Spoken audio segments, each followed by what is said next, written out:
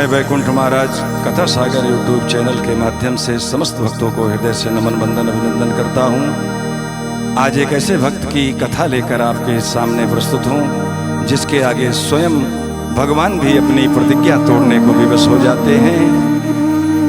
ये कथा अच्छा लगे तो मेरे चैनल कथा सागर को सब्सक्राइब, लाइक, शेयर तथा कमेंट अवश्य करें।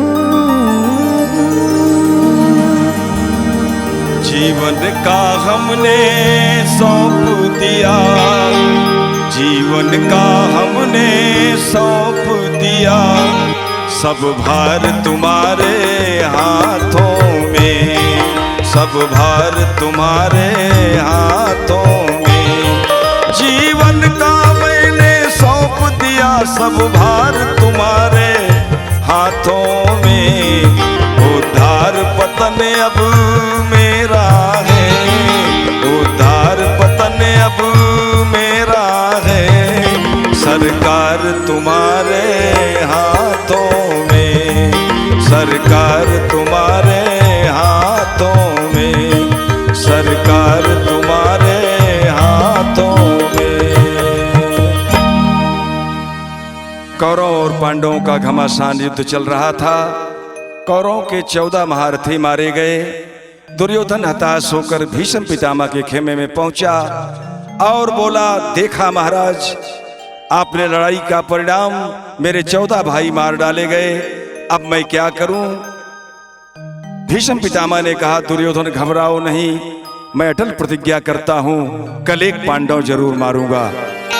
एक पांडव कल मेरे, एक पांडव कल मेरे हाथों से मारा जाएगा, एक पांडव कल मेरे हाथों से मारा जाएगा। आज का बदला उसी के, आज का बदला उसी के सर उतारा जाएगा, आज का बदला उसी के सर उतारा जाएगा, आज का बदला उसी के सर उतारा जाएगा।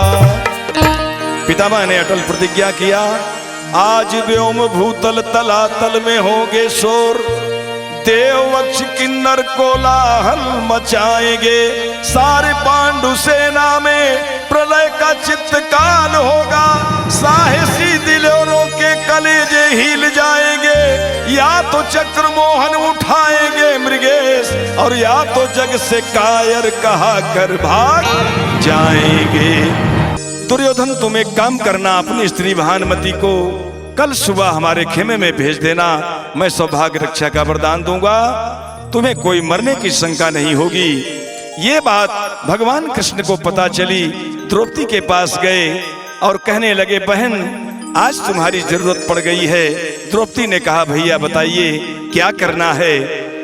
भगवान ने समझाया, घूंघट काढ़ लो, तुम्हारा चेहरा न देखने पावे, तुम अर्धरात्रि के समय भीष्म पितामह के खेमे में पहुंच जाओ, वो तुम्हें आशीर्वाद देंगे।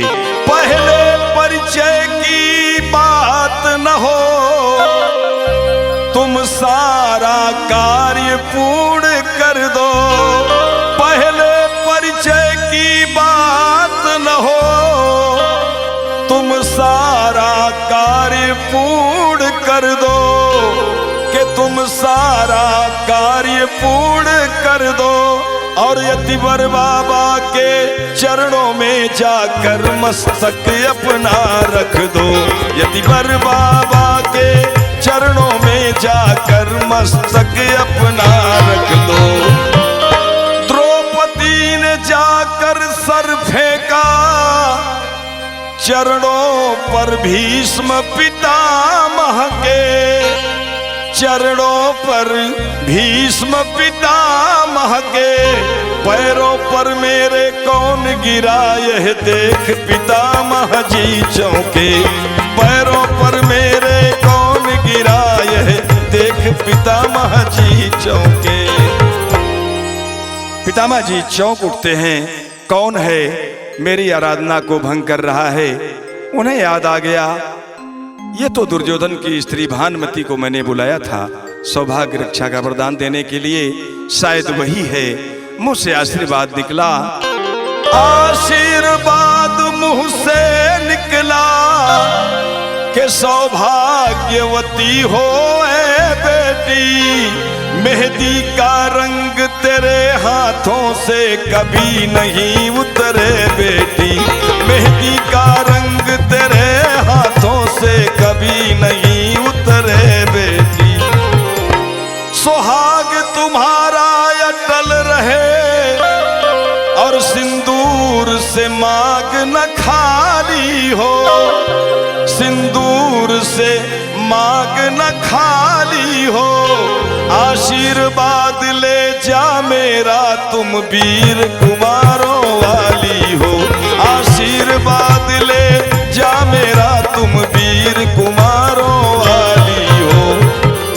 इस तरह से जब आशीर्वाद द्रौपदी पा जाती हैं, घूंघट उठाकर खड़ी हो गई और पितामह के चरणों में कहने लगी कि पांचों पतियों में से मेरे अगर एक भी मारा जाएगा, अगर एक भी मारा जाएगा तो तुम ही कहो आशीर्वाद क्या झूठा नहीं कहाएगा, तुम ही कहो आशीर्वाद क्या झूठा नहीं कहाएगा।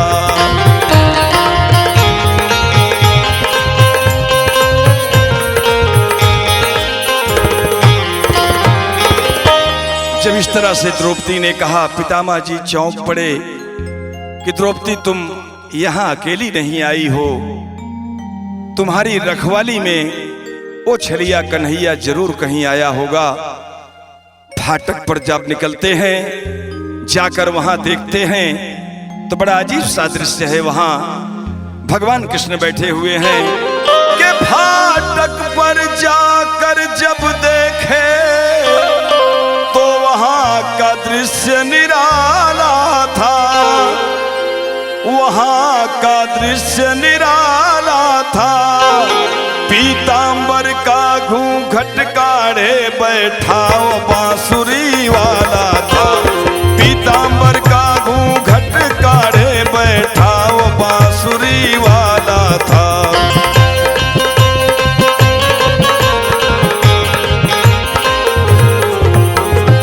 कन्हैया ने द्रौपदी को समझाया है, तुम अंदर जाओगी, आशीर्वाद लेकर निकलोगी, तुम्हारे पैर की जूती की मैं रखवाली करूंगा। तो कहते हैं द्रौपदी का जूता था पीतांबर के कोने में, था पीतांबर के कोने में। इधर मस्त कन्हैया हंसने में और भीष्म पितामह रोने में, मस्त कन्हैया हंसने में और भीष्म पितामह रोने में।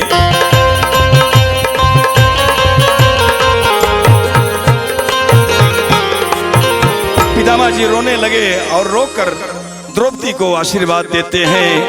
ऐ द्रुपद सुता कुल की बेटी, जाओ अब विजय तुम्हारी है, जाओ अब विजय तुम्हारी है। पतियों का बांका बाल न हो जब रक्षक कृष्ण मुरारी है, पतियों का बांका बाल न हो जब रक्षक कृष्ण मुरारी है।